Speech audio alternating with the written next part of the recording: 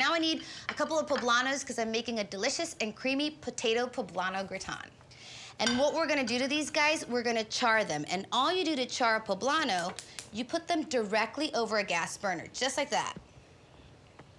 And then what we're gonna do, we're gonna wait for them to get completely charred. They blacken on every side, and they kind of look like they're burnt, but once you peel them, you reveal this beautiful green poblano that's ready for you to use for your gratin or any other dish. So what you have to do at this point, you have to enclose them in a plastic bag, and make sure you don't skip this part of the process. It's really important. What's gonna happen is when you put them in that plastic bag, they're gonna steam, and they're gonna be much easier to peel. Take off all the seeds and some of that vein, just like that. And then just slice it up into 1/2-inch pieces, and that's all you need to do to the poblano.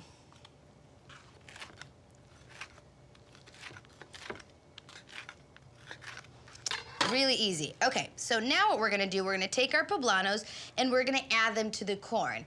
So just mix those together, and we're gonna use those to layer with our potato.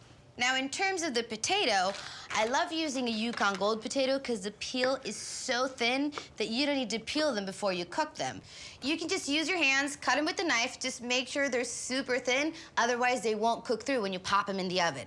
So take your safeguard, grab half of your potatoes, stick it in there, and that's why I kind of cut them in half, because if you don't cut them in half, they're gonna roll around all over the place, and that's not too safe. So just go and slice.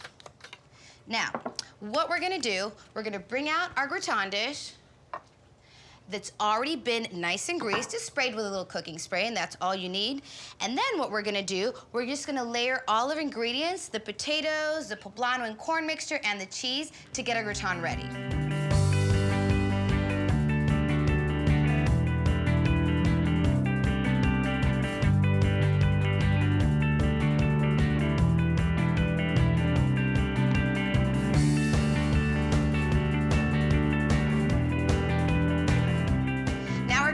Our 1/2 and our Mexican crema, which you can always substitute with creme fraiche. Now, both creme fraiche and Mexican crema can be really thick. So we're gonna have, 1/2 cup of the crema or the creme fraiche and another 1/2 of the 1/2. You wanna really thin it out because you want that liquid to be all over the potatoes so they get completely cooked through.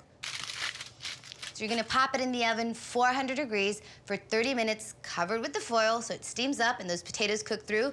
But then you're gonna uncover it and cook it for 30 minutes longer till that cheese melts and it gets nice and brown on the top.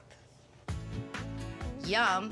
Look at that. It's perfect. The cheese is all melty. It's nice and brown on the top, just like I like it. And I can see those poblanos kind of peeking from the gratin. A little piece of corn right there as well. Oh, so delicious. But this is piping hot as well. Absolutely amazing.